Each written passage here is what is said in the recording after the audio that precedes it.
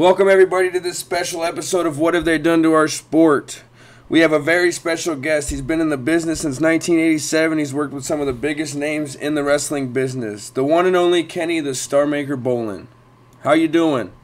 I'm doing very well. How you getting along on your end? I'm doing just fine. You know, like I said, happy the week's over with. It's Friday, the weekend's coming. So all that's good. The weather here kind of sucks. It's hot as hell, so can't really do anything outside, which sucks. About 99 outside. Well, I don't know, probably about 91 out here today. Yep. A little warm, Louisville, Kentucky. Yes, sir. And so you've lived in Louisville pretty much your whole life. It says you were born in Florida, but quickly moved there to Kentucky. Well, that's what Wikipedia says. I was actually Wikipedia is actually wrong on me on that. I was actually born in Lexington, Kentucky. Okay. And wasn't there but about 3 days. And as soon as we got out of the hospital, my mother boarded a Greyhound bus, and I was supposedly seen in the back of the bus flipping birds to Lexington as we left. And we came to LaGrange for a short period of time, and then we moved on to Florida. And but I lived in Florida so much, I think people thought I was born there. So that's what Wikipedia says. Gotcha. Yeah. And it's classless to make or adjust your own Wikipedia. That's just, you can't. I have no idea who made mine. I was shocked I even had one way back in the MySpace days. And someone has edited it recently because there's some additional information on there on me that if you, I'll give you an example. I don't know if you can hear my Alexa or not, but as a matter of fact, I can make it so you can. Well, nah, I'd have to plug some cables in. We'll just see if you can hear it. Computer, who is Kenny Bolin? Kenny Bolin is a former professional wrestling manager and author, best known as the lead villainous manager in Ohio Valley Wrestling as the manager of Bolin Services. He also hosts a podcast radio show called The Bolin Alley.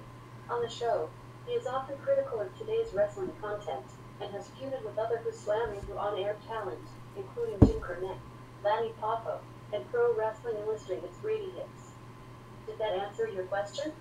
It certainly did. That's awesome. That is sweet. Yeah, so that's what Alexa tells you about. Well, I've got Alexa, and I've got Echo, and I've got Computer. They only have 3 different names you can give them. Yep. That's awesome. So they're in 3 different areas. Now this is always cute to do. Computer, who is Jimmy Cornette? I don't know that. Yeah, that's what I thought. That's awesome. That's what I thought. I hope. Well, I got some of my information off of Wikipedia, so I hope it's correct. If it's not, I apologize. Most of it's accurate from what I understand. But where I was born, and I let the Florida thing slide for a long time because I think I told most people I was born in Florida because I was so ashamed of being born in the home of the Kentucky Wildcats. I'm a Louisville Cardinal guy. I like Louisville, and I'm going to ask you. Strange combination there. The Jets in Nebraska. Yes, sir. And the reason I'm a Jets fan is because they drafted Scott Frost in the '97 draft, which, if you were college football back then, Scott Frost won us a national championship, Yeah. and now he's back coaching Nebraska. So I'm over, full circle. I'm happy about it. You know what I mean? Back to where he started. And we got Nick Cronin down from Cincinnati, or Xavier, sorry, from Cincinnati. The Xavier coach is taking over for Patino down here, and I'm anxious to see how that's going to pan out. What do you think about that Patino stuff? Well, all I know is that hooker that wrote the book that got him in all the trouble got arrested a few days ago for passing blank bad checks at a pawn shop here in Louisville for over $3,000, which you don't have to be too damn smart to know that's a felony. And then she shows up to court wearing a Cardinals shirt and a big smile on her face like she'd been arrested for jaywalking. Man, that book for a felony she can't get out of. She stole some blank checks and was cashing them at pawn shops around Louisville. And I can't think of her name. I wouldn't give her credit for it if I did. But, yeah, she's the one that wrote that book that brought the demise down on Louisville. And the way I see it, number one, the worst thing those kids did is they got laid. And the best thing they did is they got laid. Exactly. And, but here's the other thing. What college basketball player do you know that has to pay to get laid? Exactly. And I'm trying to clean this up as best I can for your show. But anything goes, man. You can cuss, say whatever you want to say. It's all. I figured it's about the same on mine. I'm just trying to keep. I was trying to shy away from calling it a piece of ass, but what do you do? If you're a D1 athlete, you can pretty much walk down the street and point and choose. Of course. You know what I mean? Like that's the way it goes. These are the Louisville Mighty Cardinals. I mean, national champions. Yep. 3 times over. I mean, they want to get laid in Louisville. Trust me, they're not going to have to reach in their pockets and get any cash for it. There's plenty of it out there, but they're paying a heavy price for it now. So let's see where it all goes. They even stripped their national title over this nonsense. And the thing about that drives me nuts is we all know they're still national champions. They won it that year. You know what I mean? So why take that away? They didn't give it to anybody else when they stripped it from them. They didn't give it to Michigan. Yep. I mean, if you give it to Michigan, then there might be a legit case, but you're just going to give it to nobody? Yep, exactly. They're the champions. Louisville played a hell of a tournament that year. They really did. Yes, they did, and they deserve that championship. Who cares if they're out getting laid, like you said, getting a piece of ass on the side, or whoever's getting it for them? You got laid, your coach paid money for it, that's it. You're all out of here. Yeah, it's ridiculous. Take their damn title and take their banner, too. The NCAA is one of the most corrupt organizations there is, in my opinion. They're out here making all this money off these kids, and they don't give them shit. You know what I mean? In my opinion, the top 50 clubs in the NCAA, maybe even do the top 100. There's like 300 NCAA schools in basketball, or 392 or some ridiculous number. Why don't we take the top 100 schools and maybe 2 of the top teams from each state, 2 top teams from the 50 states, and if you finish third, well, shit on you, and form your own damn league. Yep. 100 teams, and at the end of the year, have a 32-team tournament. Yes, sir. 68 teams don't get in, 32 teams do. And call it whatever the hell you want to call it, run it the way you want to run it, and let the top 100 big boys run their own damn league. Be it the Miami Hurricanes, the Oklahoma Sooners, the Nebraska Cornhuskers, UCLA, Syracuse, all the big, North Carolina, Duke. If all the big boys teamed up, they could put an end to the NCAA tomorrow if they wanted to. And here's my thing is, I have a buddy who played 4 years at the University of Ohio with Frank Solage, another former Husker coach. That's why he went down there. But he said that he was with school and 2-a-days. He didn't have time to get a job on the side and play football. He was living off ramen noodles and shit like that because it's like this dude's putting out. I'm 60 years old, or I'm 58, and I might as well say 60. I'm closer to 60 and I am 50. And there's ramen noodles in my cabinet for cheap days. A little can of tuna, a little ramen noodles, and all of a sudden you had an 89-cent meal. Yep, exactly. And it's just like this guy, and now he has no cartilage in his knee. He sacrificed his body to play football for 4 years. I mean, yes. Nobody in line to give him an ounce of help whatsoever, even though he sold a shitload of tickets. Yes, sir, exactly. Well, we give them an education. Yep. Yeah, well, that's... And they're giving you millions. Is that education worth millions? No, sir. You got players like Darrell Griffith that played for Louisville for 4 years, goes to Utah. Now, fortunately, he made it. Fortunately, he made it to the NBA. But there's a lot of guys that give 4 years, help you bring national championships and conference championships home, and they don't get dick. Exactly. And some of them don't even get a college scholarship. Some of them don't. Yeah, some of them are walk-ons. Exactly. So then they're out there paying for school, and if the lacrosse team ain't making enough money to exist, then shit on them. They can play intramural like we did in high school. We didn't pay any money to pay lacrosse or soccer. I mean, if the sport didn't make no money, then it was an intramural sport. Yes, sir. And anybody could play. And let's face it, in high school, there's not too many of them that make money anyway. And in college, it's hard. If it's not big-time college basketball or college football, who the hell's making any money? Yep. And the golf team. And if you're not making the money, you don't deserve a part of the money. The way I see it, those that earn the money should be the ones that get paid. Exactly. Well, that's why when that NCAA lawsuit, when they had that video game, the NCAA college football game, all those players ended up getting some money. Well, my buddy John was one of them. He said he got like a check for like $700, and that was it for using his likeness. I mean, it's better than nothing, but to think about it, like, they used him in a video game. They didn't give him his name, but it was his number, his height, his weight, his complexion, everything. So they basically used him in a video game and didn't have to pay him for it. Yeah, oh yeah. They steal everything except for the letters of your name. I'm surprised they just don't change the spelling of the name. Yeah, right. They do everything else. Yep. I am going to make one suggestion to you. How many podcasts is this for you? How many podcasts have you done? I've done, I'd say total in general, because I do a sports show too, probably about 25, 30. About 25 or 30. Yeah. And I've been doing this for 14 years. And trust me, I didn't learn this, what I needed to do till probably about my 10th year, maybe 11th year. And I'm going to strongly suggest that, and I sell these microphones. You don't even have to buy mine. Oh, I have a mic. I highly suggest. What do you got there? I don't know where it's Five Fine Technology. I got it off of Amazon. Got it off Amazon. How much was that, Mike? $25. 25. Okay, that's I sell mine for 49. But either it's not setting close enough to you, and you know how I can get up here and kind of make it sound like, and if you don't have headphones on, so you might not be able to notice it. But I would highly recommend using headphones during your shows. Yes, sir. And get a microphone similar to this, or maybe the one you got might even work. You just need to be closer to it and give it more of that FM radio sound. And when you hear this back, and if you listen to it on headphones, you will hear the dramatic difference. Okay. Because I used to use a $9 microphone for about 10 years. Okay. Or the telephone. And I regret that. I listened to an old show with me and Cornette today.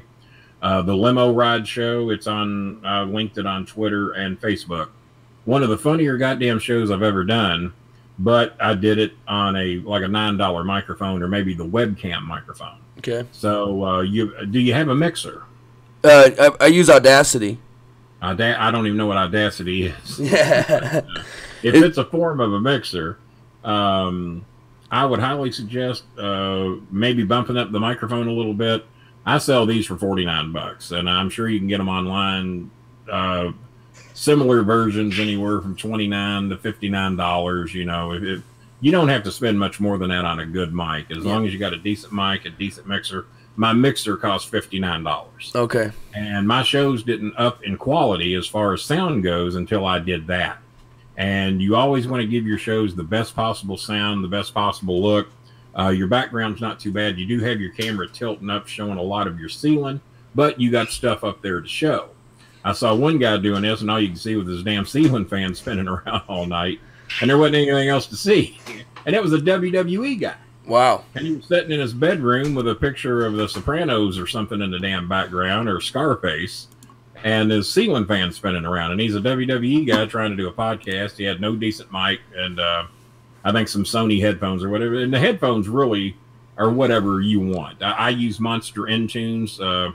They used to list for about $200. I now sell them for $79. I got a distributor that gets me a great deal on them if I buy them in bulk. Yep. And we've been using 4 sets of Monster Intunes on my show, I guess, for, 5 or 6 years now. And see, but the microphones I just got about 3 or 4 years ago, and it was the best money I ever spent. And there's 4 of them sitting here. I don't normally have any more than 4 people doing the shows.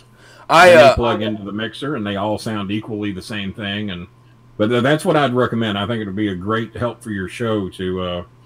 because you want to sound like you're you're at CNN and you're interviewing Jerry Lawler or somebody. I don't know. Shit. Yes, sir, and I appreciate that very much. I have a fear that if I use headphones, it won't pick up my audio recorder won't pick up the sound from you. You know what I mean? Because your sound comes off my desktop, and if I plug in my headphones, they go into my ear, and then I'm afraid my audio recorder won't pick up that sound. All mine goes through the mixer and then feeds to my headphones. Gotcha. So I hear through the mixer exactly what we're getting. I gotcha. I understand. Is that better though? Is the mic closer? Can you hear me better? Tinker around with it a little bit, or you can buy yourself a $59 mixer and do what I do. Hell, if I figured it out, I know anybody can, because I'm not the most tech savvy guy in the world. That's my problem too. Got past beta and super VHS.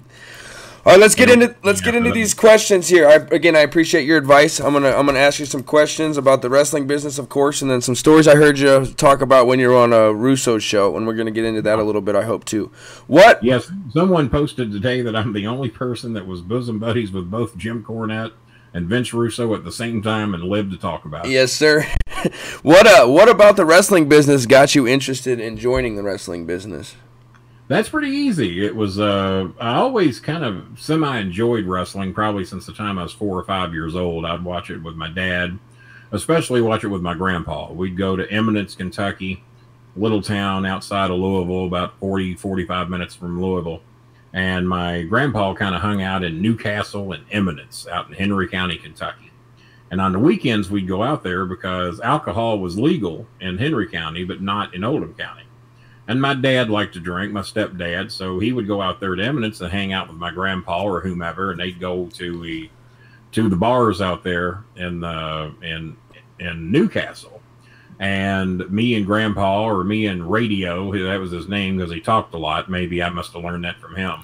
But we would sit there and watch Detroit wrestling that was based out of Cincinnati. They got Cincinnati channels much more clear than they got Louisville channels, and or at least the same. Yep. And of course, we're talking long before cable TV was even thought of.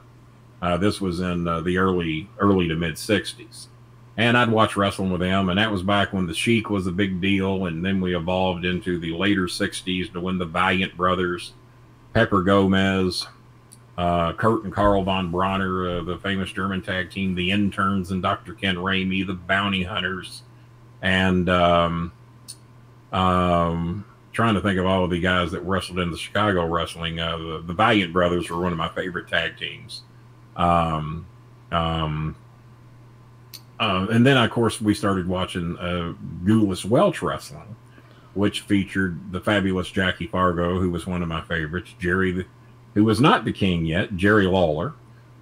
Jerry Lawler, Jim White, and Sam Bass, they were up-and-comers around 1972, even though I think Lawler's first match was in 1970 against Tojo Yamamoto, which my first professional match ever was in Birmingham, Alabama, and I managed Tojo Yamamoto in 1987, 17 years later. And I'm sorry, it's 27. No, 17. That's Yep. 17 years later. I can't do math, folks. Bear with me. And but really, it was Jerry Lawler. When it was Lawler, White, and Bass, he wasn't even the king yet. And I really liked his persona. I liked his look. I thought we looked a little bit alike, even though he had a goatee. And obviously, I'm 12 years old and sneaking up on 13 and not even thinking of a goatee or a mustache or anything like that. But I loved what a smart ass he was. I loved his quick wit, loved his humor, and he could get heat with anybody. Even in 73, 74, the man could get heat like you wouldn't believe. And he was evolving into probably the biggest star in the Memphis territory, which was Lexington, Louisville, Memphis, Nashville, Tupelo, Blytheville, Arkansas, all through there, Mississippi, and Tupelo's in Mississippi, and so that area, Lawler and Gulas Welch wrestling, and then eventually Jerry Jarrett dominated that entire territory. And I mean, they liked the Evansville in southern Indiana, and they had a huge ass territory, and they could work 7 days a week and twice on Sundays, and run 8 shows a week. And oftentimes they did, because the promoters didn't give a shit if you got a day off or not. We can run a show. We sit at home on our asses, or we're at the box office counting the money. And they don't give a shit if the wrestlers get a day off or not. They don't give a shit if they work twice on Saturday or Sunday. So needless to say, there's no cable TV. And if you're on television, there's only 3 goddamn channels. There's Wave 3, for NBC. Channel 11 was CBS back then. I'm sorry, ABC. Oh, hang on. Channel 11 was CBS back then, and 32 was ABC. That's all changed a little bit since then. And then eventually an independent channel called Fox 41 came along, which I was on when I first started wrestling here. And so you only got 3, maybe 4 goddamn channels to watch. Hell, 41 didn't come on until like 72, maybe, give or take. And so when there's only 3 channels on television and you're on one of them, you are a fucking TV star. Yes, sir. Everybody knew, whether you like wrestling or not, everybody knew who Jerry the King Lawler was. Everybody knew who Jackie Fargo, and Jerry didn't become the king until 74. I've told that story on other shows of how he stole that name from me when I was known as the king of kickball at Oldham County High School. And he stole my name, which I didn't mind at the time, but when I tried to take it back, he got a little huffy about it. So, and we still have issues with that to this day, as a matter of fact. But that was when you were a real television star. Now everybody's a goddamn TV star. Everybody's got a goddamn YouTube channel. Everybody's got a reality show on the USA Network or A&E or Life or Logo or goddamn. There's just so fucking many channels. There's only so goddamn many people to go around. Exactly. Everybody's a fucking television star. Even me and Cornette commented once, well, doesn't everybody in the goddamn planet have a podcast? Well, I'll do your podcast if you do my podcast. And we said that 5 years ago. And you can imagine how saturated it is now. Yep. And that's why they call me the billion download man, because I have the longest running podcast, The Bowling Alley, that is going to enter its 15th season in September. That's just around the corner. And so 15 years of doing my own shows, anywhere from 4 or 5 a month to 1 a month, which I cut them back for a while to make people want them more. Well, that apparently doesn't work in the podcast business anymore. You got to do, fuck, Russo does goddamn 30 shows a fucking month and then appears on Twitch and all that. And I just don't have 25 and 30 shows a month in me. I barely got 4. Yep. There's only so damn many things you can talk about. So many times you can retell a story. And Cornell once said, Kenny, you told that story a couple months ago. I said, well, let me tell it again. I think I've changed the finish. And you got to change the goddamn stories up to keep them interesting. And so Jimmy quotes me on that quite a bit. But the fascination with Jerry Lawler, thinking I was like him, thinking I could do what he did. And I went through high school, believe it or not, trying to make people hate me. I wanted to be the smart ass. I wanted to tell people off. I wanted to put people in their places. I wanted to be at lunch and sit at the table by myself because no one wanted to sit with me because I'd insult them. But just like in wrestling, you develop fans because of that. So even in high school, I had a following. And then they eventually formed the King's Army, because I was known as the King in high school before Jerry Lawler was known as the King of Wrestling. And my friends and family have called me King just about my whole damn life. Well, not so much family. Family doesn't do that, but friends and relatives do.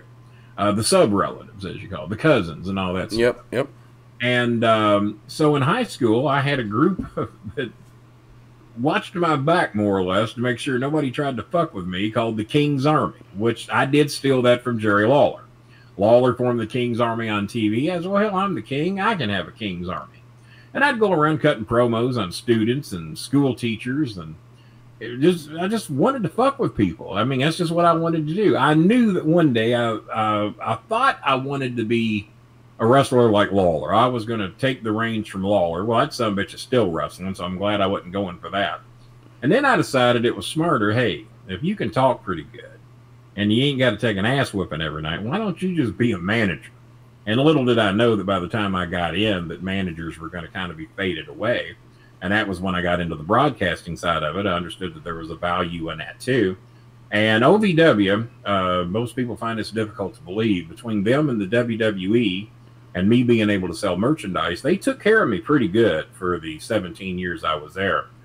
And as a matter of fact, Jimmy figured out that all the free shit that I got in Louisville, all the headaches that I saved, all the travel I didn't have to do, all the hotels I didn't have to rent, he says, you were probably on the equivalent of making $150,000 to $200,000 a year, staying right here in Louisville, being home every night, not having to do the extensive traveling, doing whatever the fuck you want, working whatever shows you wanted, and basically doing whatever you wanted on television. Jimmy would give me an idea, and now go out there and do what you do. You know, they really didn't put the rank because it didn't do them any good.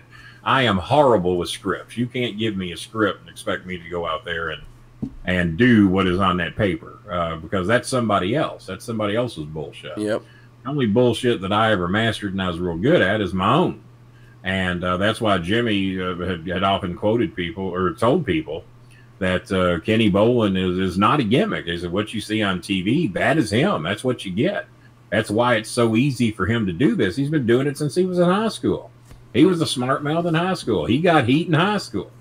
So 15 years later, for him to get on television doing it, or 20, however long it was, wasn't that damn big a deal. He's been doing this shit his whole life. And if he wants you to hate him, They're talking about me. If he wants you to hate him, he can walk into a room and you will fucking despise him. But on the other hand, if he's selling you something, he can make you love him just as quick. He said, I've never seen anybody who can either have you hate him or have you love him in a matter of seconds. And he says, and there's plenty that do both. There's plenty that fucking despise him, and there's plenty that hate him. He said, but the amazing thing is that over time, those people that hate him finally see what he's doing, and they appreciate it, and they become his friend. And that was that way in high school, and it's been that way on podcasts and wrestling shows, to where fans that hated me, you didn't get to talk very much, are you? And fans that hated me eventually learned to like me, and that's why I've been one of the more popular podcasters, as I answer every fan's letter. Yep. May not be as quickly or what they want to hear from me, but I try to respond to every single person, especially anybody that orders anything from me. I have them ordered directly through me. That way they didn't go to a site, click something, and I have no idea who bought my shirt, or no idea who bought my headphones, no idea who bought my book.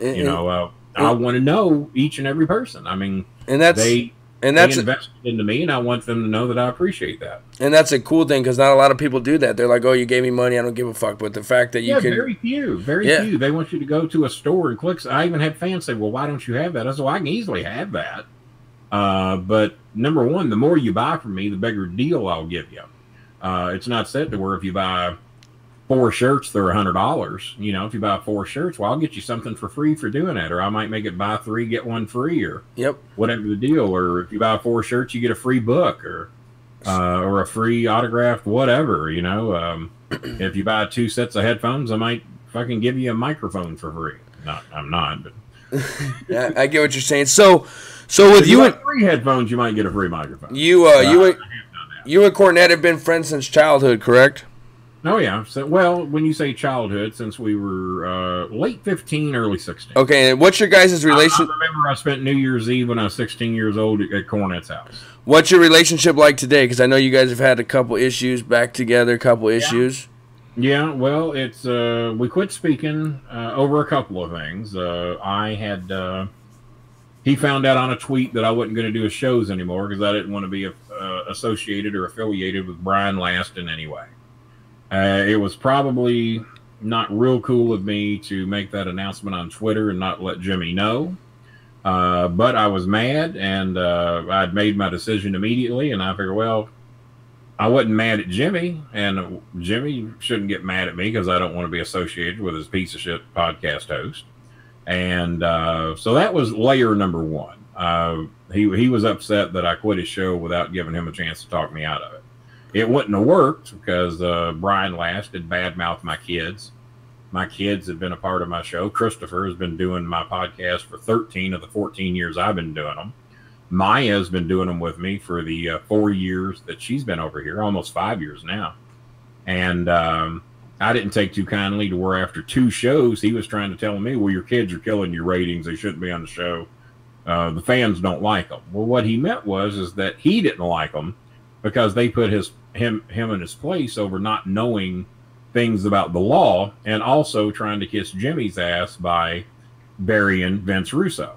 And that was where the protective order had been filed against Jimmy. And I didn't want to see Jimmy go to jail, and I didn't want to see Russo get killed. So I felt it was the best thing to do. And Jimmy, to me, at that time, seemed to be going off on the deep end, and I never know if what he's capable of doing. You have to admit he does a lot of things that rational people don't do. And even though he's been my dear friend for 42 years, he had me convinced he might try and kill him. Well, here's my thing with Jim Cornette. He's always, quick to say something. I've never met him in person. I've never talked to him in person. But he's always quick to, pop off and talk shit to somebody and say what he wants. But then the minute somebody gives him some flack right back, he fucking blocks you on Twitter or just completely. And so my one interaction with... I've blocked my fair share too, but I will only block you as if you're disrespecting me. Yep. Or if you're on my wall promoting Donald Trump, that'll get you blocked in a fucking heartbeat. But you get a warning. Yep. You get a hey, don't be posting that shit on my wall. You can blow Trump's cock all you want on your wall, and we'll still be friends. But you ain't gonna promote him on mine. You get one warning, And I've had some of my dearest friends stupid enough to think they can get by with that shit. The guy that married my son and daughter-in-law, the preacher, tried to post that pro-gun shit and anti-Muslim shit and pro-Trump shit on my wall. And I gave him one warning. I said, Chris, I've told you not to put that shit on my wall. I said, this is your last warning, and I'll be goddamn. Day or two later, he's got pro-Trump shit memes on my wall. And I said, well, all right, you're a stupid fuck. You're gone. And I haven't spoke to my brother in over 2.5 years over this Trump shit. From the time the campaign started. This is how I am.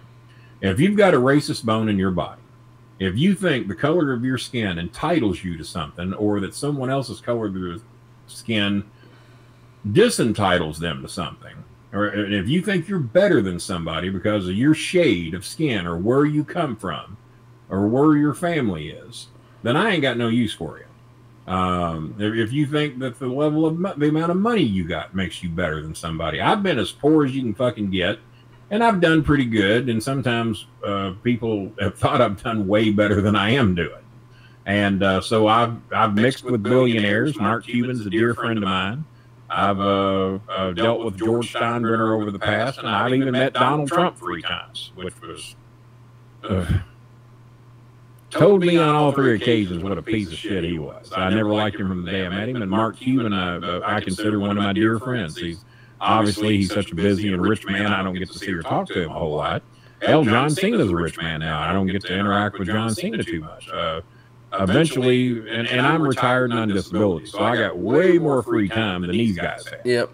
And so that explains some of that. But and I don't even know where I was going. But oh yeah, when it comes to the popping off and all this shit. Yeah. So I can't remember what the interaction was about. It was something to do with Russo. And I was just like, with Russo, with Vince Russo. Oh yeah. And I was like, why do you always have to talk about him if you hate him so much or you don't like him? Why are you always bringing him up? And his reply was, because I can, and then he blocked me. Yeah. And so it's just like that's kind of how I've looked at it. If Jim would calm down about him and treat him the way we used to treat people. And like there was a promoter I used to work for that we could not stand. Didn't want anything to do with him. I knew he was a piece of shit when I was there, and he was a bigger piece of shit by the time I left. And he was always trying to fuck with OVW shows and trying to get us to say his name and trying to get us to acknowledge his presence. And we wouldn't do it. We wouldn't say his name. We wouldn't acknowledge him. And the way I see it, if Jimmy really hates him that bad and wanted to fade away from him, the easiest thing to do would be don't say his name and don't acknowledge it. Hey, Jim, what do you think about what Russo said? Who? Well, Did you hear what Russo said? I don't even know who you're talking about. Next question. Yep. And that's what we used to do with this promoter in Southern Indiana that we used to deal with. We would not acknowledge him. He did not exist. And that was the worst thing in his mind that we could do to him, is that we would not acknowledge his existence. And that's probably what Jimmy should have done with Russo. But Jimmy wanted to fight Russo. Russo didn't want to fight. I don't think Jimmy really wanted to fight because, like I said, been my friend for 42 years. I can't name you the fight he ever won. And it's like this a baseball coach I was hearing a story about the other day. Used to manage the Reds back in the 60s. And they said that all the players are sitting around talking about it. I said, man, they said so-and-so, I can't think of his name right now. So-and-so loved Bailey or something like that. I can't remember. But he loved to fight. There's just one problem. He never won a single damn fight ever in any baseball game he was ever in. He must have been in 50 fights, and he never won a damn one of them. Well, that's kind of how I feel about Jimmy. He loves talking about fighting a lot, and he'll tell you what he's going to do, but he doesn't have a long history record of a undefeated streak and beating people up in fights. Is all I'll say. Where does the hostility for Cornette to Russo come from? Well, that's pretty easy because I had a hostility towards a guy named Tim Ash, who I felt had fucked me out of a lot of money over the years, mainly through just being a dishonest crook. And there's a lot of people other than me trying to collect from him that have been fucked by him in financial engagements. And I had a big thing going on with Six Flags to where we were going to be making a shitload of money with Six Flags. And then I was ordered to end my negotiations with Six Flags because Tim Ash had an in with those people and he was about to get the deal closed. What he did was, and let me give you a scenario. Let's say that you want to buy, can you see Jerry Lawler's crown over there? Yep. All right, let's say you want to buy Jerry Lawler's crown. And you and I are negotiating, and I'm going to sell it to you for $5,000. God damn, it's a lot of money, but you know what? I really want that crown. So I tell you what, I'm going to buy that crown. Well, it turns out Cornette has one of the exact same fucking crowns. Lawler gave him one too. And then Cornette hears that you're going to buy my crown for $5,000. And then Cornette contacts, hey, don't buy Bolin's crown. I got the same goddamn crown. I got one Lawler gave me. And I'll sell you mine for $2,500. Now, whose crown are you going to buy? Cornette's. You're going to buy Cornette's. Well, that's what Tim Ash did to me. I had Six Flags signed to do combo OVW, WWE shows, and as long as we provided at least one WWE star on each show, which I'd already been told we had the agreement to do that they would pay us $10,000 a show. Well, Tim Ash went in there once he found out about the agreement that we'd come up with. Oh, no, Kenny shouldn't even be talking to y'all about that. He's got no authority to do that. Which was my job. I did the advertising for OVW before, during, and after he left. And as Danny fired him. And so he offered him the same deal for $5,000. And recalls, Kenny was overselling it. They were never going to buy it. Oh, they were going to walk, but I saved the day. I went in there and I got them to agree to $5,000 a show. Well, Danny would have done the goddamn shows for $2,500, I promise you. And but at $10,000, see, I was going to get 30% of that money.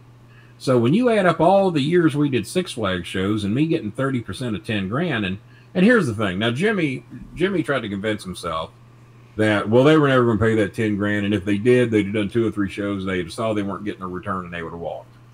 Well, number one, I was friends with 2 of the 3 people I was dealing with, and they explained to me, it ain't our fucking money. It's Six Flags money. They pay us to put fucking shows in here. We don't care if damn 75 people sit in those seats or if 7,500 sat out. We just need to provide the entertainment. Give us a fair price that we can go to the office with, and we'll make a deal. So they made it easy for me. I didn't even have to work hard to get the $10,000.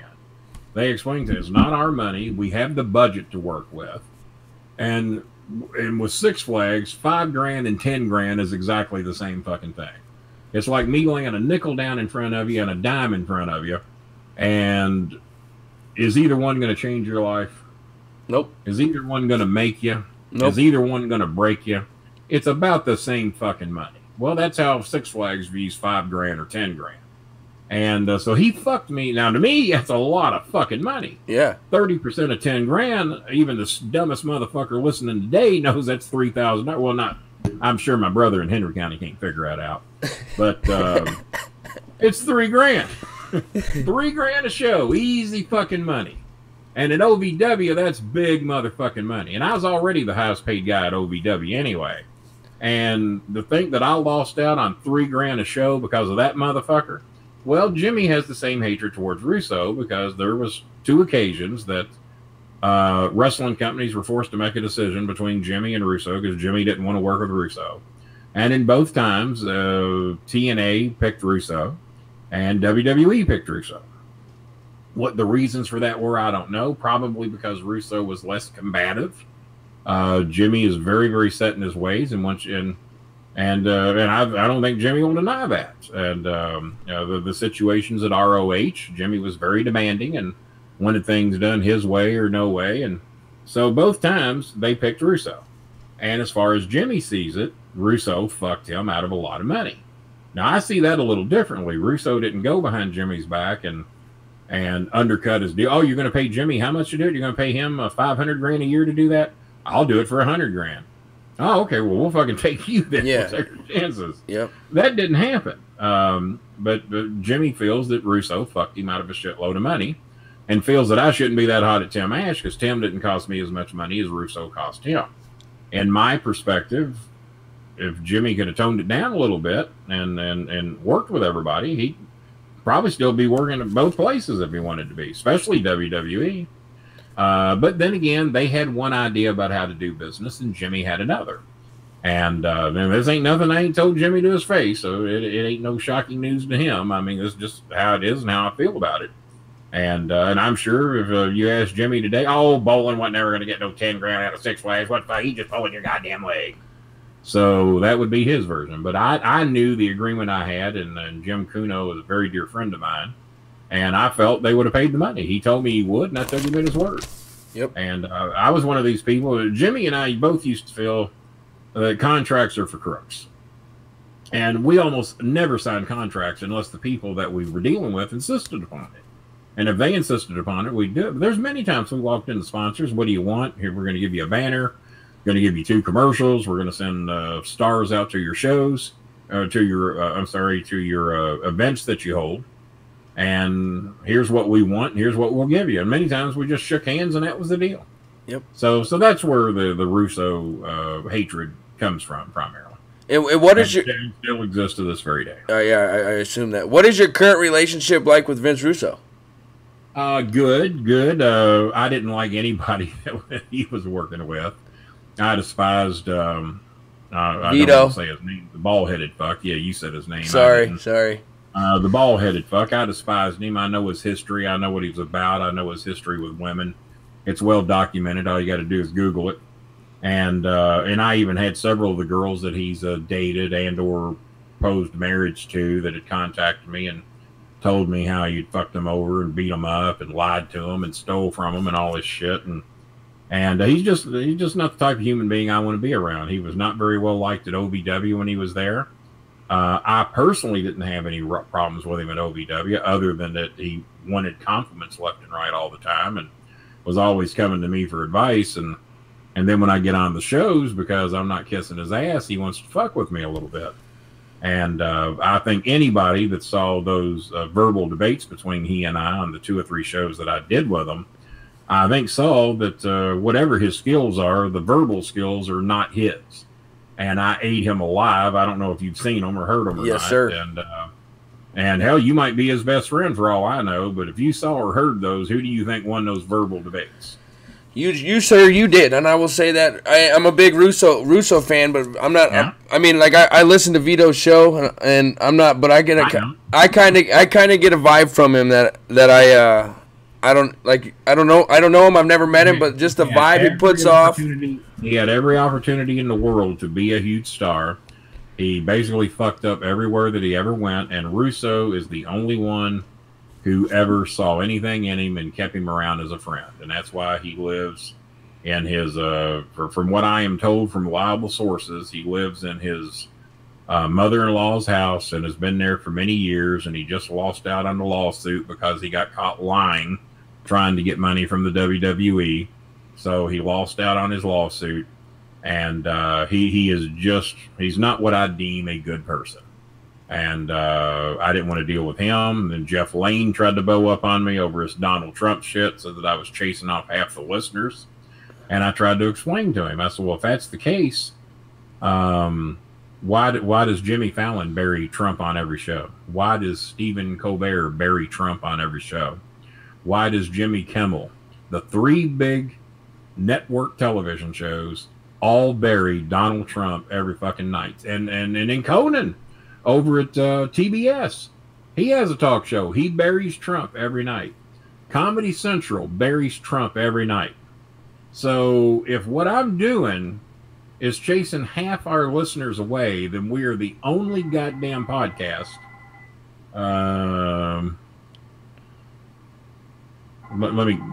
Let this go. Yep. Hey, Walter, I'm in the middle of a podcast that they're paying me to do, and I will have to give you a call tomorrow. Yeah, I've got to leave the minute I'm done with this, but I'll call you tomorrow, man. That's all right. You just made the air, you son of a bitch. Thank you for calling in, man. Yeah, thank you for calling in, he said. Hey, you know what? We'll just make you part of the show. Yeah, is the caller there? Where are you calling from, Walter? I'm calling from Loserville, Kentucky. Loserville. What's on your mind? Walter? What can we do for you here at the... What's the name of the show again? What have we done to your sport? What have they done to our sport? What have they done to our sport is the name of this show. He's a big Nebraska fan. He's a big Nebraska fan. Oh, Nebraska. Yeah. The Cornhuskers. Nice. The Cornhuskers. Yes, sir. What's your question from Loserville, Kentucky? Loserville, are you there? Yes, we are here. I was wondering how the season's looking for my U of Smell Cardinals. Well, I still need a little more info on the U of Smell Cardinals, but I did hear that the coach of the Cincinnati Bengals has predicted that they're going to the Super Bowl this year. So I'm going to Cincinnati, and I'm going to get whatever fucking drugs he's on. I'm not a drug taker. I don't partake in drugs. But whatever hallucinant he is on, I want some of it. Right. Well, they can buy tickets and still go. They can't buy tickets and still. Hey, they won't be out of it till week 4 anyway, you know? Right. Wait till week 4. We'll have a good... This guy is also a Jets fan. Were you a Jets fan in the Boomer Esiason era? Yes, I know of him. Yeah. He only knows of. This is a young tyke over here. He only knows of. I'm 27 years old, man. 27. 27 is when I got in the business. All right. Well, Loserville, we're going to have to cut you off of here. We can't make the whole show about you, you know. Picking cotton. Walter picking cotton. You better pick some tomatoes, goddammit. You didn't lose all those tomatoes, did you? Now you sound like Timmy going, you don't want to know, man. You don't want to know. All right. Well, now you're going to be a big star on this podcast show. We'll make sure to send you a link to it. All right. Don't ever bother me again, you miserable piece of shit from Loserville, Kentucky. I said good day. Man, I was hoping that was Cornette. No, I've done that before, too. I put him on the Russo show. Russo loved it, and Jimmy didn't think so much of it, and that's when we quit speaking again. He lost his goddamn mind. Do you and Cornette have a relationship right now, currently? I was in the hospital for 7 days, and actually he called me the first day I was in the hospital, and we have spoke many times over the last 10 days. He just did have a road trip down in Florida. He had to go down there and do a wrestling show that I'm dying to hear how all of it went. The name of the wrestling company. Are you ready for this? Yep. It's called That Wrestling. Wow, creative. Have you ever heard of them? Nope, never have. I haven't either. And I don't. Jimmy hadn't heard of them either. And I did ask him. I said, "Did you get all your pay up front?" And he said, "I got enough of it to go down and get the rest of it." I said, "Well, okay. You let me know how that wrestling works out." I don't even know who's on the show, what they were billing, if Jimmy was their main star. I have no idea, but I can't wait to hear how things went with That Wrestling down there. And I can't remember if it was in Orlando or Florida. I think it was in Orlando. Yeah, I think it was Orlando. Maybe you can Google that and find out what happened on the That Wrestling show. I'll look into that for sure. But that's a very creative name. I'm sure they spent a lot of time on that. It sounds either that or it's not a very creative name. One of the two. Yeah, it's not at all. I was being sarcastic. In my opinion, you don't get the. Sure I give you your full hour here. When did we get on? We're at the 47-minute mark here. We're good then. Yep. We're good. In my opinion, you don't get the credit you deserve because you've worked with some big name stars like John Cena, Eugene, Bobby Lashley, The Miz, Mark Henry. I didn't work with those big stars. I developed most of them. Okay, sorry. I developed most of them. Okay, and you don't get the even bigger deal and why I should get more credit for what I've done and what I do. Randy Orton, Brock Lesnar, Batista, Rico Constantino. And Rico is one of the few that will actually tell you the truth about how much involvement I had with developing most of my talent at OVW. I was the one that was always on the road with them. I was the one that taught them how to be heels. I was the one that taught them how to do promos. I was the one that taught them how to get free shit based off their celebrity, which none of them ever mastered. But I'm still the only one that does. So why don't you think you get the credit you deserve? I mean, I know the WWE and all that is always trying to make it all about them, and they don't give credit where credit's due. They've given me way more credit than WWE ever will. WWE don't want to give anybody credit for shit. Yep.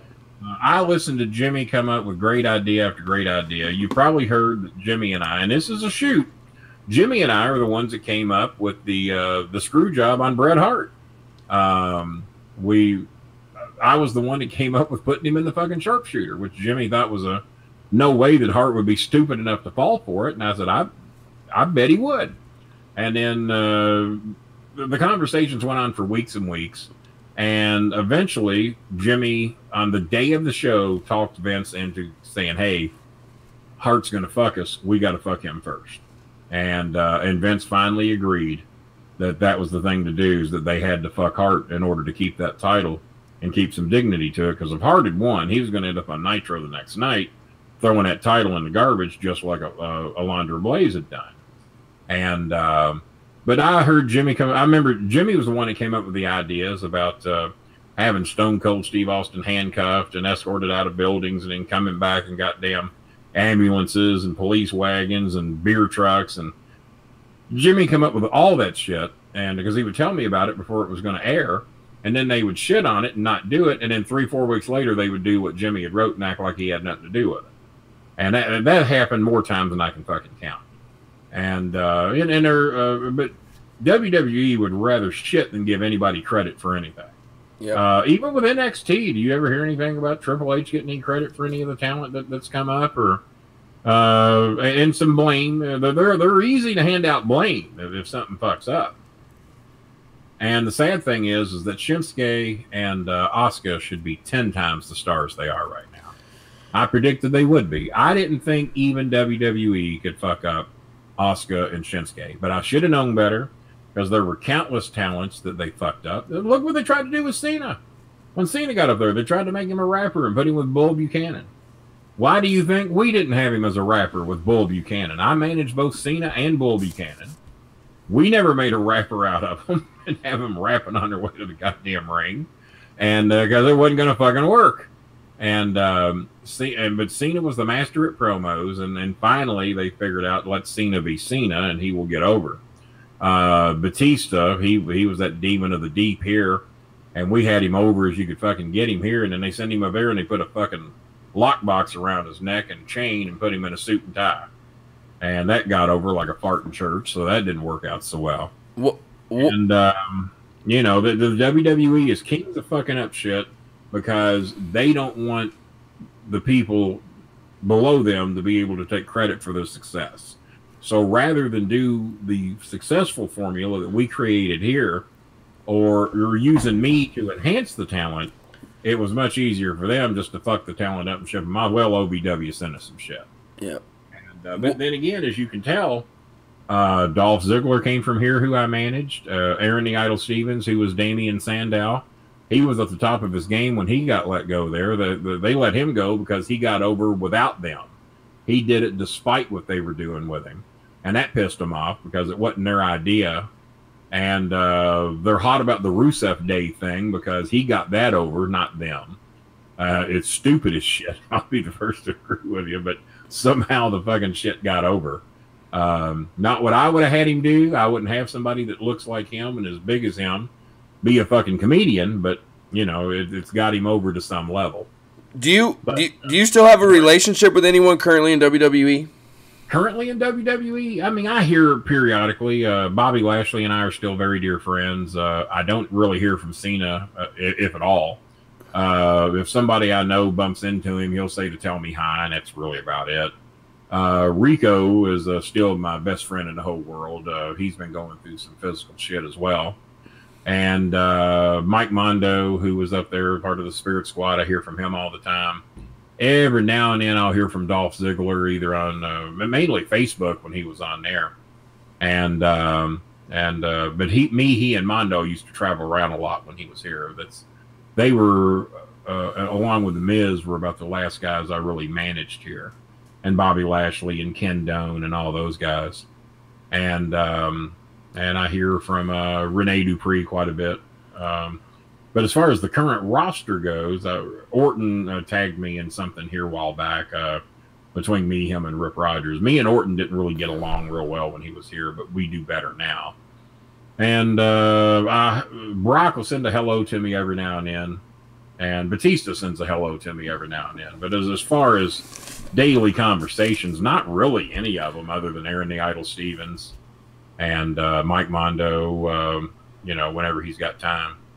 And with the independent scene growing, as we all see with all the All In shit, and there's New Japan and ROH taking over Madison Square Garden. Do you think that's what it's going to take for some of these WWE superstars to say, fuck it, I'm not going to be held down by these guys anymore. I'm going to, speak my truth and get, and put myself over and put the facts out there? Or do you think it'll always be the WWE? I mean, now you talk about people I really liked when they were here. Cody Rhodes is one I really thought extremely highly of when he was here. And I haven't heard from him lately. I hope he hadn't got to be too big a star that he thinks he can't speak to me, because I really thought highly of him when he was here. And we got along very well. But he's doing very well for himself. And I'm going to be honest with you. He's taken the independent scene to a level far higher than I thought anybody could do it. Yep. If you would have told me what he was going to do and was going to be a success at it, I said, no, ain't going to work. Ain't going to work. He'll be lucky to get fucking 3,000 people if he's lucky. And supposedly they got like 10,000 people. Now, when is the show? It's coming soon, isn't it? September 1st, yep, in Chicago. September 1st. And I wish him the best, man, because the only way that you can really evolve in this business is to have a lot of good places to go.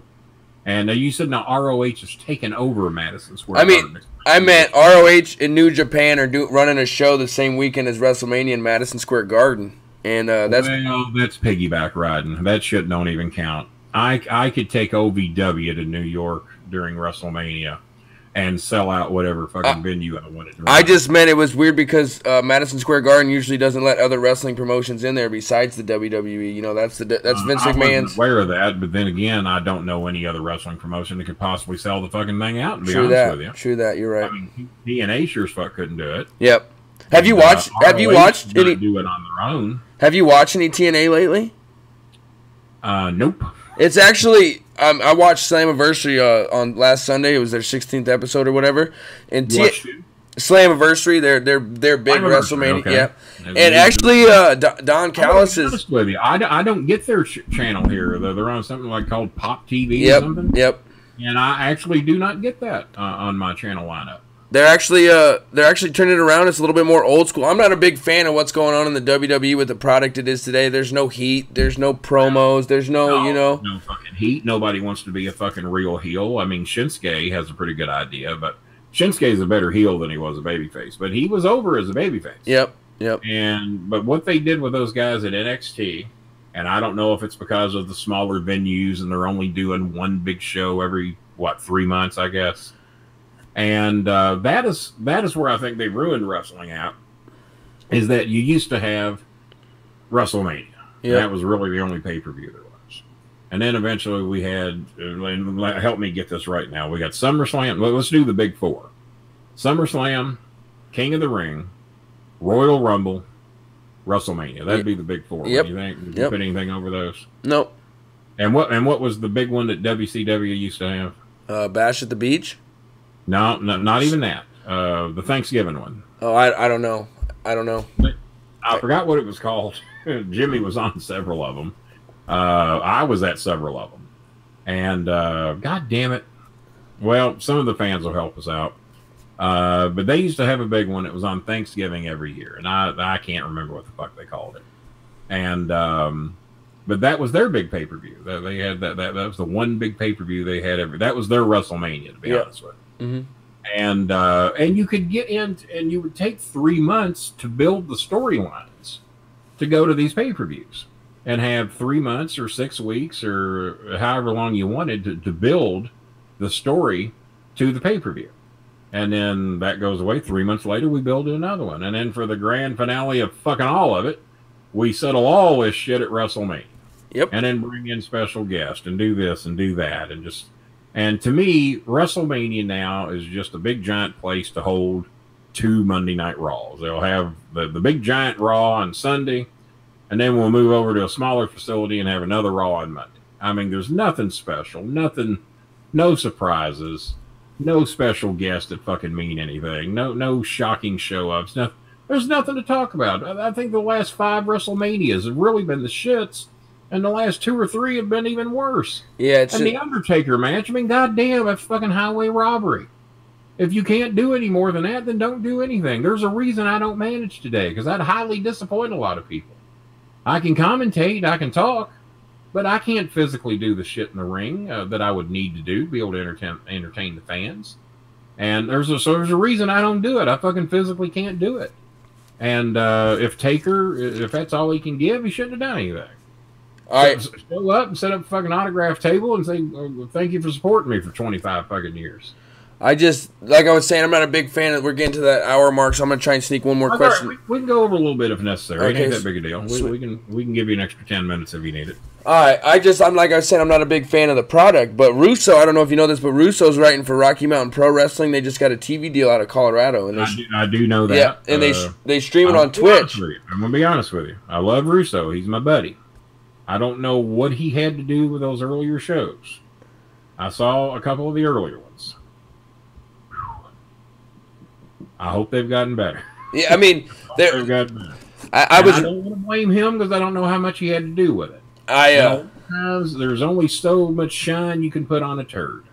If all you got are turds, there's just only so much shine you can do. I don't know what he's got to work with talent-wise, but the two early shows I saw, I would not want my name on them. That's just me. And like I said, I love Russo. He's my buddy. But, wow. They were tough. And I don't know a television show that would have aired them. So I hope things are better. That's local TV out there. I mean, maybe it's online somewhere. I don't know. I don't watch hardly any damn wrestling anymore, to be honest with you. It's not good. Since Shinsuke and Asuka came up here, I watch their matches, and that's about it. I skim through everybody else's shit, and I see the finish. Yep. That was fucking stupid, and then I move on to the next match. I just, there's no more storylines, like I was saying. There's no more heat. There's no more storylines. There's no more build to anything. It's like all these people just care about these guys in the ring fighting or women in the ring fighting when we all know it's a work. Yeah. You know what I mean? Like, everybody knows that now, but you can still have storylines. You can still have build-up. You can still have... Well, everybody knows Days of Our Lives is a work. Exactly. People still tune in and watch it. Everybody knew that Dallas was a work, but everybody tuned in and watched it. Exactly. Everybody knew that drug dealers weren't getting killed on Miami Vice, but yet people still tuned in and watched it. Exactly. And everybody knows that zombies ain't eating motherfuckers, but yet we tune in and watch it. Exactly, because it's entertaining. There's storylines. There's a build-up. There's a reason that we keep watching it to see what's going to happen. But with WWE's product, there's none of that. And that's what sucks because it's like I have two little boys. I have a 5-year-old and a 4-year-old. And like there was nothing more that I wanted to do was bond over wrestling with them like I did with my brother. But I can't even do that because I can't get through a fucking Raw episode for 3 hours. They lose interest and they're 5 years old, you know? I dare you to name the time that I ever saw a Raw or a SmackDown live. I DVR that shit. I watch Raw in about 45 minutes or quicker in some cases. Yeah. And SmackDown I can get through in about 30 minutes. It don't take too long at all. Yep. And now, if Shinsuke actually works a match on air or Asuka, then I'll watch the whole match. Man, they've destroyed Asuka. She went from being undefeated to losing every match she's fucking in. Oh, goddamn, fuck. I mean, just talk about just ruining somebody. Just fucking ruin them. Yep. They could have had her fucking get disqualified. They could have had countouts. There's all kinds of ways they could have went around that, but oh no, let's just fuck her up totally because we don't know what the hell we're doing. Yep, it just doesn't make sense. But what I was saying about Rocky Mountain Pro is they actually, it sounds like they got season 2 on TV, so the numbers picked up. They were the highest rated show in their time slot in Denver. So that's so what network they on? Do you know? Channel 3. It's like KDCO. I just know it's Channel 3. I don't know the numbers or letters. I don't want to throw it out there. No, I can find that out for you and send you a message through Facebook when we get done here. If you got a link to anything, I'll take a look at it. I just know the first couple of shows I saw a year or so ago. I wouldn't have put my name on it. Yeah. But I did see Russo on the show, but I didn't know how much he had to do with it. Yeah, he's you can only get a turd so shiny, and then it's still a turd. So. Yep. But I'm glad, I hope it's doing good for him, and I hope it improves, and hope maybe they get some better talent out that way. He just has a problem because all these young wrestlers, all they care about is their marks. They just care about flipping and flopping. They don't care about listening and taking advice. You know what I mean? It's just.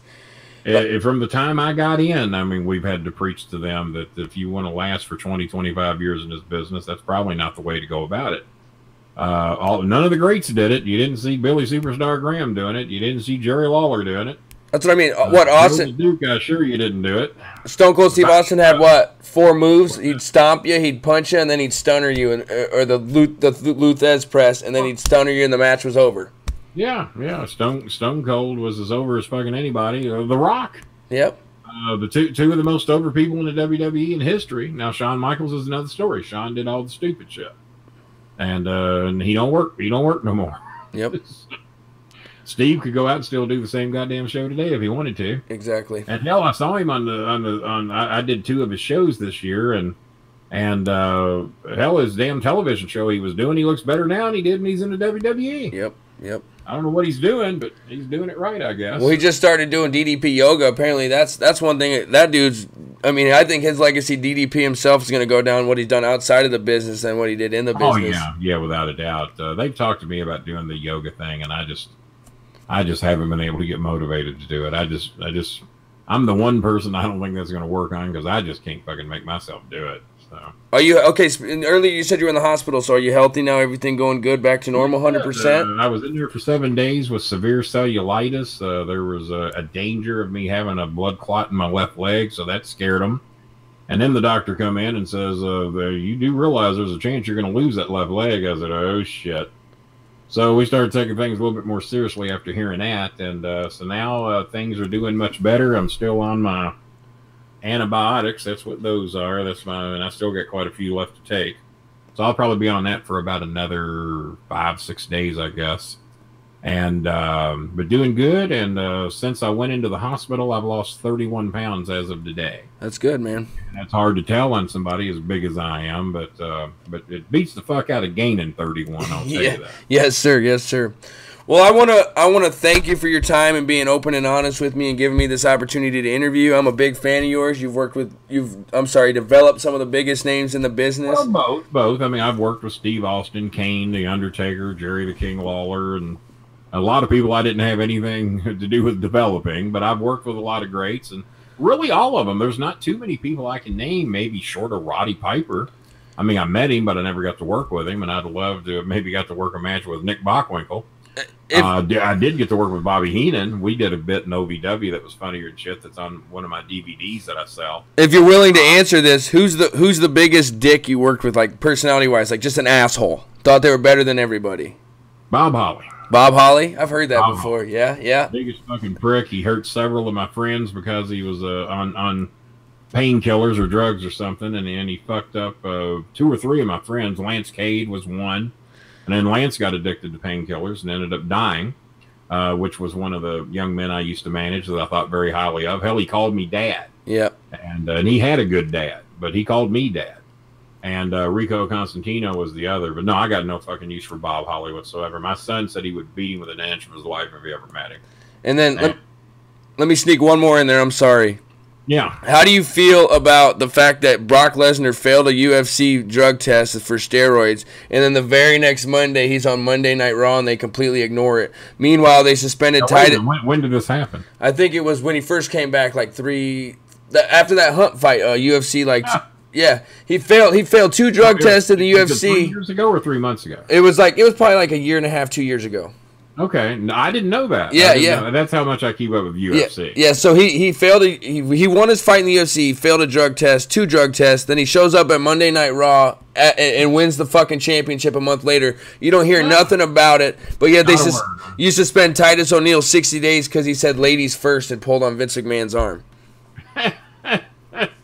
Good God. Yeah, that's crazy, huh? You remember the days when they used to release wrestlers and it was a big deal? Yep. You'd just be shit shocked that somebody got let go. Yep. And I remember you used to looking at Lords of Pain, and then you'd see so-and-so was released. I can't remember the last time in the last 5 years I gave a shit about anybody that got released from WWE. Yep. All I do is say, I wonder where that fucker went. Oh, he got released 3 months ago. He got released 6 months ago. There's somebody I was wondering about the other day. Of course, Cass getting released, I predicted that. I knew when they put him in a suit, he was fucked. And Enzo, of course, his mouth was going to get him run off sooner than later. And but no, there's many on there that I just wonder where the fuck they've been. I can't even think of their damn names now. Yep. But I watched the show and realized, why ain't seen that motherfucker in 6 months? Or where'd that one go? Or where's that girl at? I guess you have to watch Total Divas to find out where everybody's at. Hell, I don't know. And The Miz just dropped his show. Him and his wife have a show now.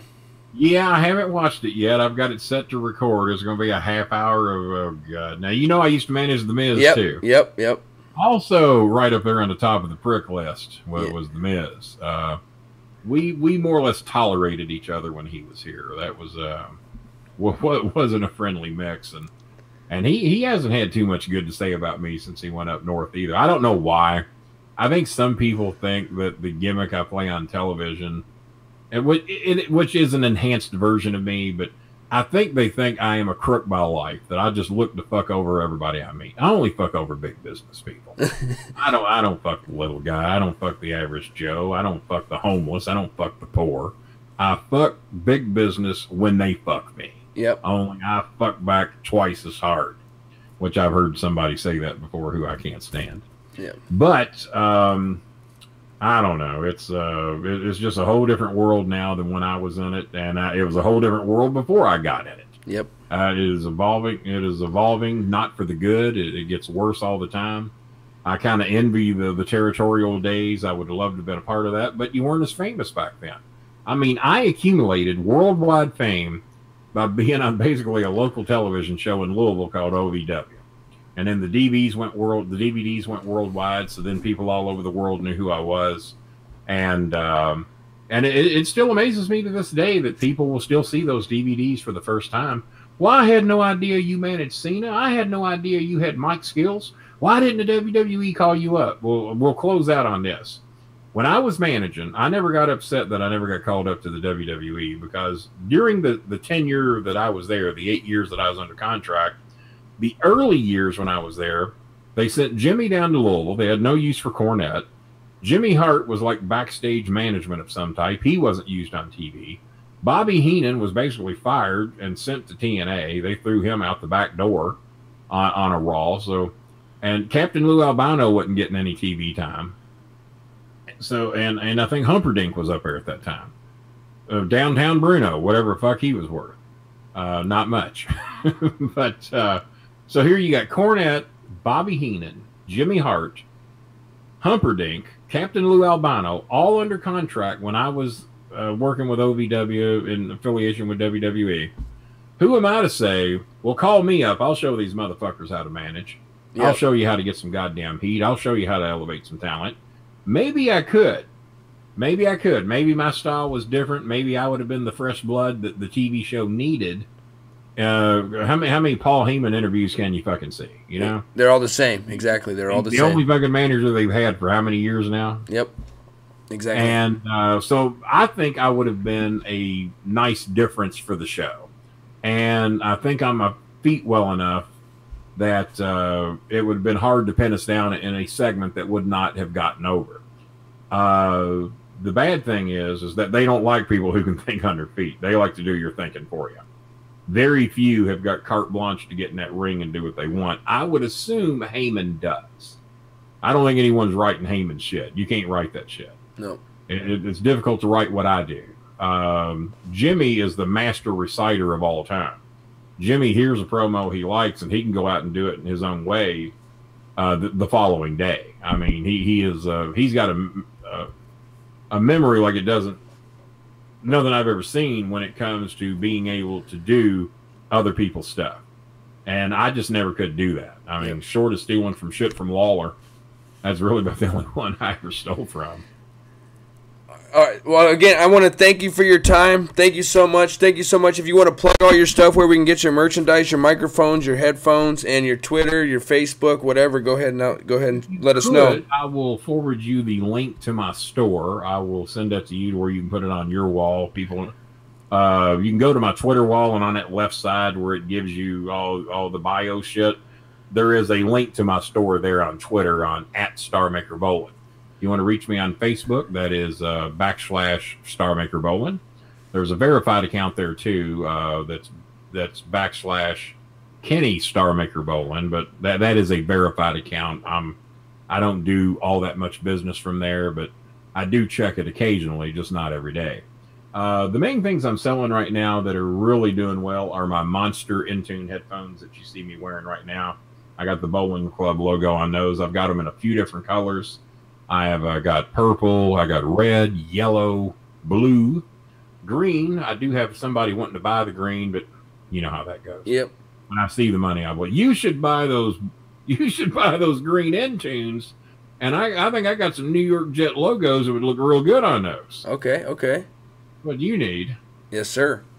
I don't have a green microphone I can sell. Yeah, I got a black one, a blue one, a red one, and a white one. I don't have a green microphone. Hey, green and white works though. Green microphone to go with the green headphones though, but I have never found a good quality green microphone like this one here. That is the golden microphone that was sent to me by Podcast One when I eclipsed the 1 billion download mark. Well, ain't that? Do you notice my sound even got a little better when I did that? Yes, sir. Because that's a big ass thick filter right there. But that's to save you from the P's and T's and all that shit. So that's why. But that's a good looking mic, man. I shouldn't be covering that son of a bitch up. Nope. And but that's the golden mic awarded to me by Podcast One when I eclipsed the 1 billion download mark. And it's not 1 billion just on the Bolin Alley. It's all the shows I've done, including shows like yours and various others. And that was those numbers were put together by Price Waterhouse, and everyone knows they never fuck up. So, but yeah, buy the headphones, buy my book. I probably screwed you too. The microphones I sell for either $49 or $59. Check my store. I can't keep up with all the prices. The Monster Intune headphones list for up to $199. I sell them for $79. You can't beat that with a stick. And what else have I got that I sell? What else? My shirts, of course. The Bowling Club shirts. I don't sell the gray one. I look fat in the gray. I should have wore the black. But I've got the Bowling Club shirts, the BS logo shirts, and they're $24.95 each. I've got the Bowling Club hats for the first time ever. We've got a few of those left, maybe 6 or 7. So if you want a Bowling Club hat, you can get one of those. And I just spent $1,000 on car repairs this week. Paid $590 to get my son out of jail. Stupid speeding ticket thing, but they come to get him, and somebody had to get him out of jail. And what else? I spent about $2,500 between emergency rooms, doctor co-pays, car payments, or not car payments, but car repairs. And it's been a hell of a fucking week. So if you can help me out, buy some of my merchandise, I greatly appreciate it. Or if you want to make a small donation to the Bowling Alley, which will air this coming Tuesday night at 8 o'clock. The Bowling Alley, and we do those live on YouTube, and we do them live on Facebook from time to time. And if you want to make a small donation for your appreciation of the Bowling Alley show, I don't care if it's $3.99, $5, $10, or $20, whatever you can donate as a monthly donation for helping us out with the show. It is greatly appreciated. Because I'm just a poor white man from LaGrange. Yep. Once again, I want to thank all my listeners. I hope you enjoyed this episode. I hope you had fun, Mr. I need to sell some shit this week. I hope you had fun, Mr. Bolin. I hope I didn't let you down. I hope you had a good time, and I got somebody coming to take me to Longhorns for dinner tonight in about an hour. So nice. We're wrapping up just in time here. That's perfect. And I want to again thank you everybody. You can follow me as always on What Have They Done to Our Sport on YouTube. Cole Sports Corner Podcast on YouTube. My Twitter is Cole Sharfer. It's my time now 18. Also on Facebook at Cole Sharf. Thank you guys. Make sure to subscribe not only on his YouTube channel, but make sure to subscribe on mine as well, yes, which is youtube.com/The Bolin Alley. Yep. And we're trying to get to 1,000 subscribers. We're kind of new. But once you get to 1,000 subscribers, I hear you actually make a little money on those damn shows. Man, I wish I could get 1,000 subscribers. I'm trying, though. I'm trying. It's just, like you said, there's... Well, look at me. I'm world famous, and I barely got over 600. I mean, but then again, I probably could plug it more. And I've got so many fucking shows out there on other channels. It's and I only do 2 shows a month, but I think we're going to bump it up to 4 here pretty soon. I might have to get a new co-host to do that. But well, if you want a new co-host, let me know. Well, you'll have to buy one of my microphones. That's for sure. I'll do whatever I got to do, man. There. Sure, let my current co-host fuck up, and you might walk into it. So sweet. Just hang in there. Yep, let me know. Keep your application and resume ready. Yes, sir. Thank you very much, Mr. Bolin. Have a good night. I hope you have a good dinner. It will, and I did say good day.